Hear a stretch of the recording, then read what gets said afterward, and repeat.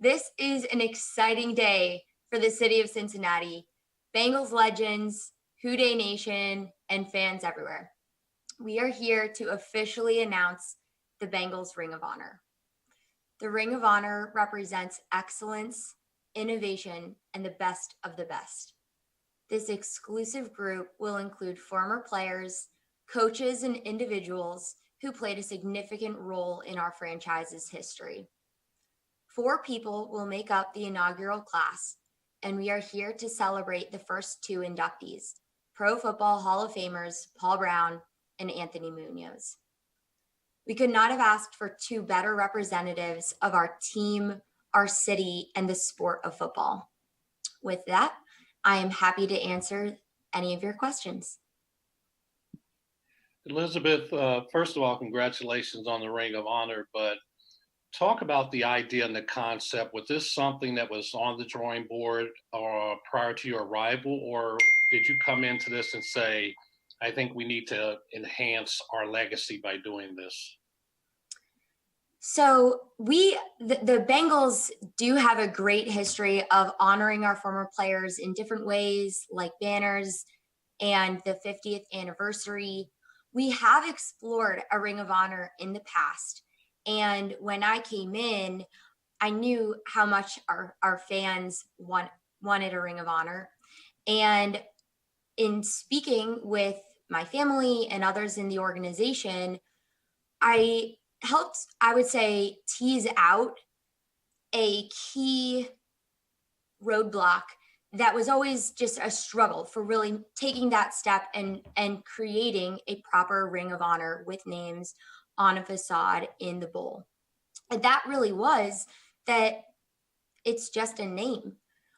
And in the club's shift and investment in building out our content organization, we now have an ability that we never had to do a Ring of Honor in what we think is an innovative way that will display the names in the bowl, but we're pairing that with an archive of video and photos and stories, written content to truly tell the full story of the individuals both inducted into the Ring of Honor and the individuals who will be on a ballot, which I'm sure you guys will have questions sort of about the voting process and that season ticket member and suite holder engagement piece. So I'll not speak to that right now, but to answer your question box around, did we ever consider it and kind of why now? It's this perfect time coming out of 2020, knowing that fan engagement and bringing communities together is more important than ever. And the club's added capabilities in the content space makes us feel really great about doing a Ring of Honor this year and how we're going to roll it out. Thank you. The Bengals have been in existence for over 50 years. So I guess can you explain more into detail, like why now, this year, 2021? Yeah, absolutely. 2020 was a unique year, and engagement with our fans, engagement with the Bengals community, engagement with the Cincinnati community really is more important than ever. We just went through a year where people were isolated and on their own in quarantine and such, and we're really bullish and excited about 2021 coming out of 2020 and placing even more emphasis on engagement and strengthening of community. So it's that combined with, in the last 12 to 14 months, we have added specific individuals in our organization with incredible storytelling and video editing capabilities that just makes this a perfect time. Following up on Tyler's point about it, the history is so long. What were the discussions like as far as limiting it to just the inaugural class to just 4 and not something bigger? Yep. A great question and a hotly debated topic internally. But the one of the key principles of how we built the Ring of Honor and how we wanted to start the Ring of Honor was building it in a sustainable way. We want it to be prestigious and carry weight and last for a long time. So we just felt like the first 4 was a perfect balance of achieving celebration while maintaining prestige and exclusivity that will mean that future years inductions will create still extremely high engagement among fans and in the media. So we just felt like it was a great balance. Elizabeth, how long did it take to get Mike on board? And kind of at what point did you feel optimistic that he was gonna, this was something that he was gonna really fully put his support behind? Honestly, and people even internally were like, "Are you sure?" I was optimistic last summer when I came back, and I had great conversations with my grandpa, with my uncle, my parents, others in the organization that made me feel I felt supported. And it really has been for the last 14 months, a team effort. So I would say I've been pretty optimistic, and the timing just couldn't be better for it happening this year. Elizabeth, you mentioned easing out a roadblock. Well, can you tell us what the roadblock was? I think you cut out, Paul. Can you say it again? I'm sorry. You mentioned teasing out a roadblock. What can you tell us what the roadblock was you guys had to work through? Yeah, the roadblock or concern of doing a Ring of Honor in what I would describe as a more traditional way of just putting names up somewhere in the bowl, it just didn't feel like you just see a name. And some people might not know what that name is. Some people, it just didn't tell their story. It very much singled out the individual, the name, it's just letters. And these individuals, these names are legends. They are greatness and great.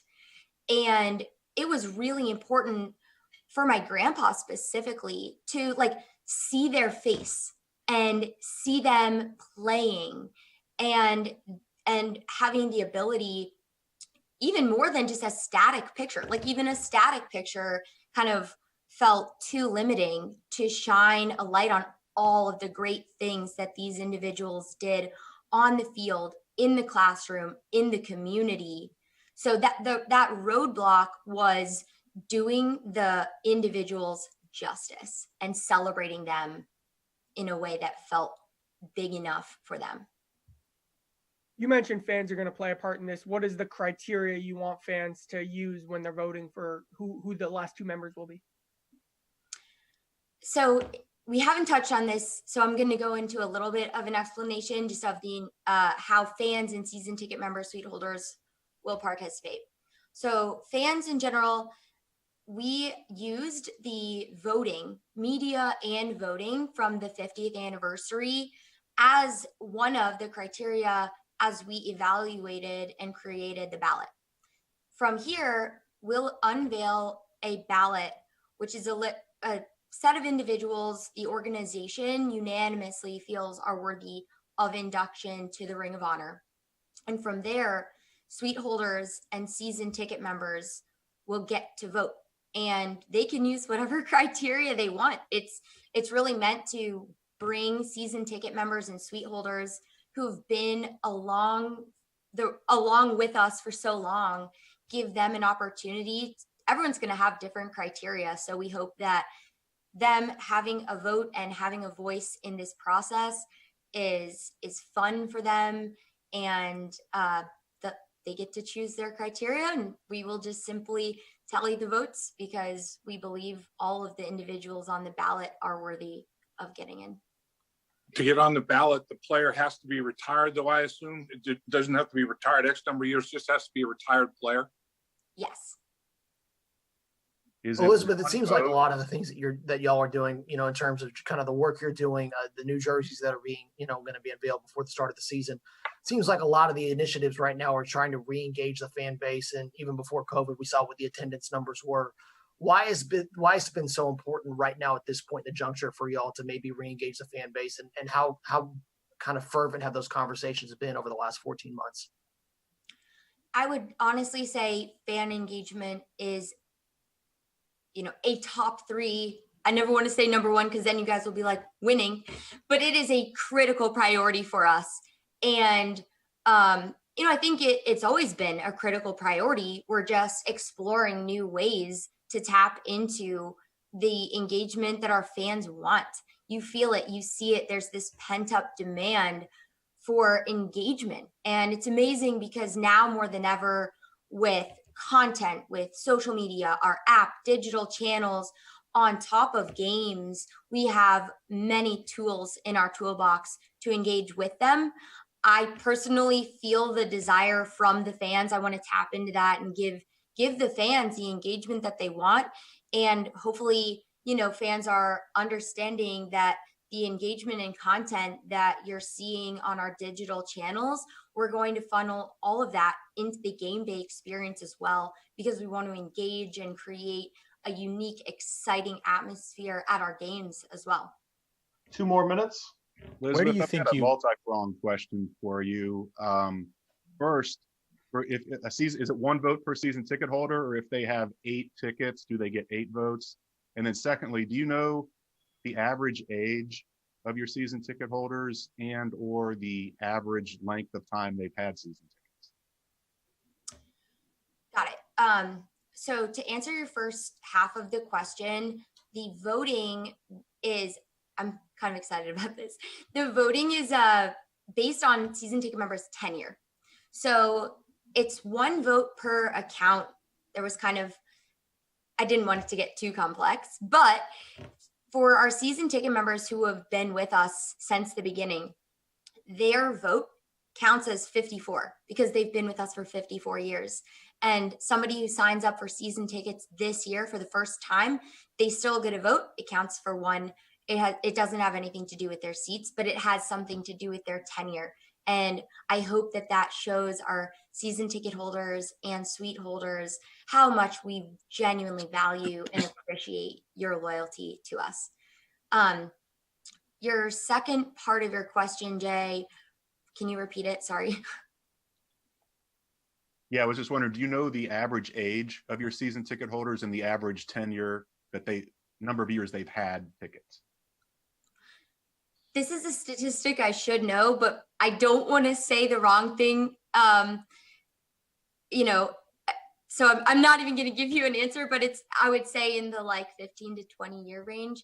But we have, you know, a lot of season ticket members who have been with us 20, 30, 40, 50 years. And it's amazing. And to them, I just say thank you. And I hope you're really excited about this Ring of Honor. We have time for one last question. Elizabeth, why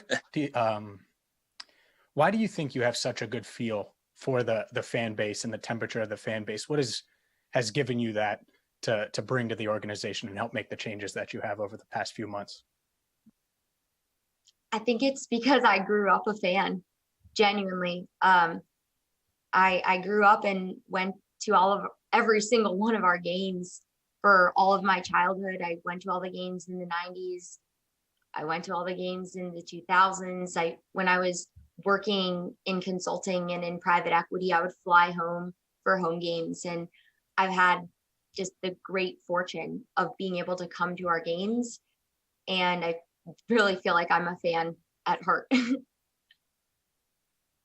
So with that, I will say thank you. I'm eating into Anthony's time. So thank you all so much for your time this morning.